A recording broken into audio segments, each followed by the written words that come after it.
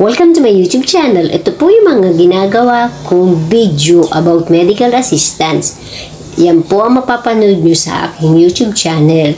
Dito po kayo makakakuha ng mga idea katulad sa DSWD Batasan, kaya po charts, kung paano po kayo makakakuha ng medical assistance. At ito nga po yung mga requirements. Punta lang po kayo sa aking channel. At ito po ang aking video ginagawa. Hello everyone! Welcome to my YouTube channel. I'm Dinah Tolentino, so please subscribe. So, may ituturo po ako sa inyo. Alam nyo kung ano po. Sa mga gusto pong humingi ng DSWD referral from Access Party List, ito lang po yung gagawin nyo. Kailangan po, pumunta po kayo dun every Monday. Umaga po, or maaga pa sa umaga. Kasi sarami nga po nang humihingi ng tulong dun, ay talaga naman po mahaba din ang pila. So kung maaga kayo dun, makakasama po kayo dun sa cut-off. Kasi po meron po yung cut-off. I think 100 person po ang ina-accommodate nila every Monday. Tuwing Monday lang po sila nag-accommodate para tumanggap ng mga humihingi ng referral para sa DSWD tataglayin. Ngayon, kapag po kayo pupunta dun, maaari lang kumpletuhin niyo yung mga requirements nyo, agahan nyo, at kailangan mapasama kayo sa 100 person. Kasi yun po yung bilang at may cut-off po sila. So, kung gusto nyo po makahingi ng referral sa DSWD galing Axis, ang gagawin nyo po ay iyan. Pumunta na maaga at magkumpleto ng requirements. At higit sa lahat, pa-xerox nyo na rin po. Alam niyo po ba ang kaimportantehan ng referral from Access to DSWD? Hindi nyo na po kailangan magpa-schedule para sa DSWD para kayo ay pumila mag-umingi na schedule. Kasi ang advantage po ng referral from Access Party List ay pwede na po kayong dumiretso ng DSWD para ibigay yung referral from Axis. Kasi, yun po ay may pondo po sila doon sa DSWD. Kaya, i-accommodate po kayo ng DSWD para papasukin po kayo. Kaya, pag may referral po kayo from Axis, ipakita niyo po kagad doon sa guardia po, doon sa pinaka main gate, para doon na po kayo papasukin.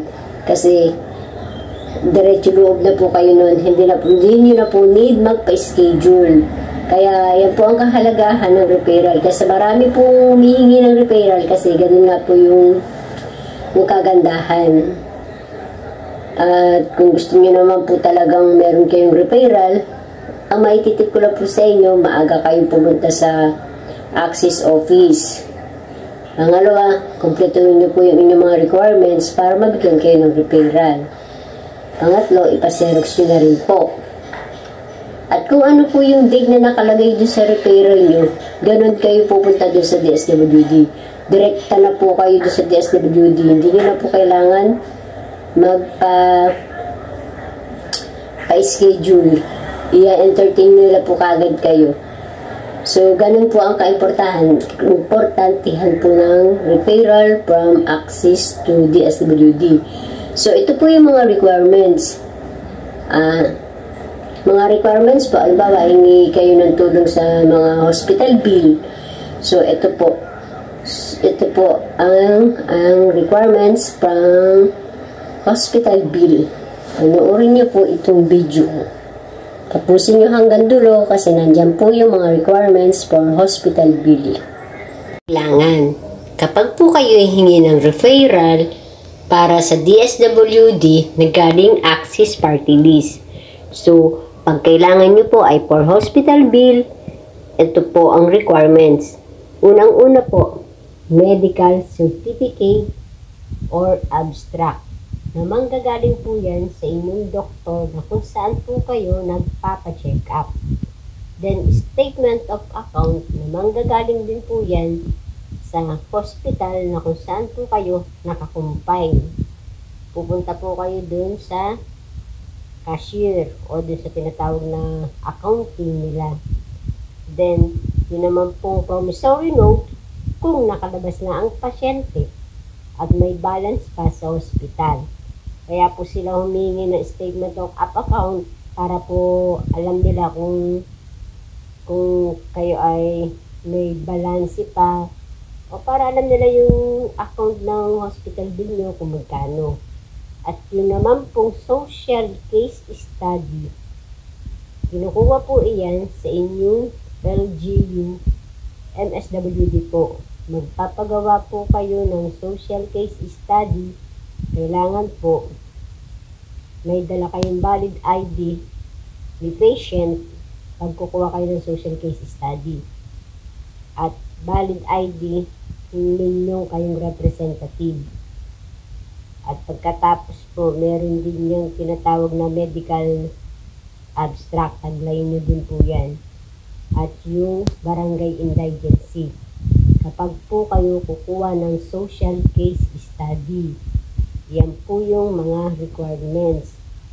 At katulad na nasabi ko, kinukuha po iyan sa inyong munisipyo, sa MSWD.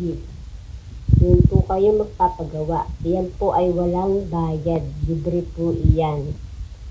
So, iyan po yung mga requirements para sa hospital bill na hihingi nyo. Medical certificate at abstract sa doktor na kung saan kayo kukuha. Statement of account sa inyong hospital na kung saan nakakumpay si patient o nakalabas na ba. Then, promissory note kung nakalabas na ang pasyente at may balance pa sa hospital. Doon din po nyo kukunin sa hospital nyo. Then, the last is social case study. So, malinaw po. Ginawin nyo maigi at ipa-xerox nyo po yan lahat. Ang tataglayin nyo po sa original at xerox copy kasi yan po ang titignan ng AXIS, which din po yung requirements nyo. At ibabalik naman po yung original sa inyo, yung xerox lang naman po ang kukunin nila. At saka po kayo nila bibigyan ng referral para sa DSWD. Kapag po may referral kayo para sa DSWD, kung ano pong pecha nakalagay doon, pwede nyo po, anong pecha kayo pumunta sa DSWD, direkta na po kayo doon. Papasok na po kayo doon sa main gate, pakita nyo lang yung inyong referral from AXIS. Kasi po, para po kayo makadiretso na doon sa loob, hindi na po kayo i-schedule.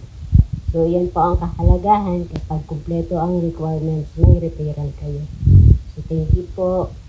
Good luck and God bless. Then, subscribe my channel. At marami po akong ginagawang mga medical assistance idea kung saan po kayo pwede humingi ng tulong. Financial man or medicine na pagpapagamot. So, thank you.